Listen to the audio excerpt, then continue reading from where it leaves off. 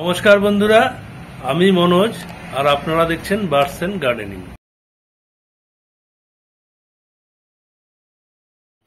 এটাও এক ধরনের বদ্রি পাখি বন্ধুরা। এটাকে অনেকে হগুরমও বলে, হেলিকপ্টার বদ্রিও বলে। অ্যাকচুয়ালি এটা জাপানের বদ্রি, জাপানি বদ্রিকা পাখি। তো অনেকদিন আগেই আমি শুরু করেছি, সেটা আপনাদের সঙ্গে শেয়ার করেছি। তারই বাচ্চা, বর্তমানে এই বাচ্চা কটা দেখছি আমি যে ওর মাই খাইয়ে দিত। আমি আর এই টিয়া প্রজাতির পাখিদের খাওয়াতে আমার ভয় লাগে, কারণ একটা বাচ্চা আমার হাতে শ্বাসনালীতে খাবার ঢুকে মরে গেছিল। সেই কারণে ফিন জাতীয় অন্যান্য পাখিদের খাওয়ালেও এদেরকে আমার খাওয়াতে ভয় লাগে। এই যে দেখুন, সিনাটা টান হয়ে গেছে, ওর মার একার খাওয়ানোর দরুন না কী কারণে জানি না। তাই আমি চিন্তা করলাম একটু এদের যদি বাড়তি প্রোটিনের অভাবে হয়, তাহলে বাড়তি প্রোটিন দেওয়ার জন্য এদের একমাত্র পেস্টিসাইড হাই প্রোটিন থাকে। সেই পেস্টিসাইডটা গুলে আমি একটু ভয়ে ভয়েই খাইয়ে দেব, হ্যাঁ, যাতে ওদের এই সিনা টানটা ঠিক হয়ে যায়।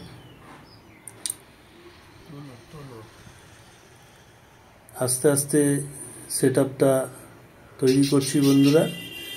একবারে এনে ঝামেলায় পড়ে যাওয়ার দরকার নেই। আস্তে আস্তে এক পেয়ার দু পেয়ার দিয়ে শুরু করবেন, তারপরে নিজে ব্যাপারটা বুঝে গেলে বেশি পাখি নিয়ে এসে পুষুন।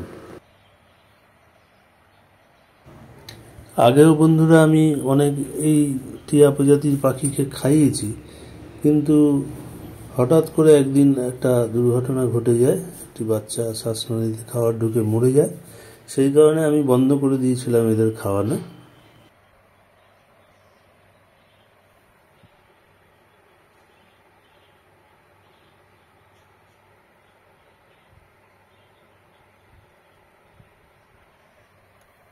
সিনাটান সম্বন্ধে যদি কোনো দর্শক বন্ধুদের কিছু অভিজ্ঞ মতামত দেওয়ার থাকে, তাহলে কি করলে কমে যায় খুব তাড়াতাড়ি, সেটা আমাকে শেয়ার করে জানাবেন, আপনারা কমেন্ট করে জানাবেন। আমার অভিজ্ঞতা, আমার বুদ্ধি দিয়ে যেটা মনে হলো সেটাই আমি এই ভিডিওতে দেখালাম। যদি কারো কোনো দর্শক বন্ধুদের এর থেকে অভিজ্ঞতা বেশি থাকে, এই সিচুয়েশানে আপনারা কেউ করে যদি বেরিয়ে গিয়ে থাকেন, সাকসেস হয়ে থাকেন, তাহলে আমাকে নিশ্চয়ই কমেন্ট বক্সে আপনাদের মতামত শেয়ার করবেন। আপনাদের মতামতে যদি আমি উপকৃত হই তাহলে খুবই ভালো হয়। এই বাচ্চাগুলো দেখতে খুবই ভালো, কিন্তু আজকে আমি ধরে দেখলাম সিনাটা টান হয়ে আছে তিনটে বাচ্চারই। দেখা যাক কি হয়। 3-4 দিন এইভাবে খাইয়ে দিয়ে ওদের যদি সিনা টান সুস্থ হয়ে যায় তাহলে ভালো। সেটা আপনাদের সঙ্গে পরবর্তী ভিডিওতে শেয়ার করব বন্ধুরা। এই ছিল আজকের ভিডিও বন্ধুরা। যদি ভিডিওটি ভালো লেগে থাকে, নতুন দর্শক বন্ধুরা অবশ্যই চ্যানেলটি সাবস্ক্রাইব করে পাশে থাকবেন। পাশের বেল আইকনটা অল ক্লিক করে দেবেন। আর সকল দর্শক বন্ধুরা আমার সঙ্গে থাকার জন্য, আমার ভিডিওটি দেখার জন্য অসংখ্য ধন্যবাদ।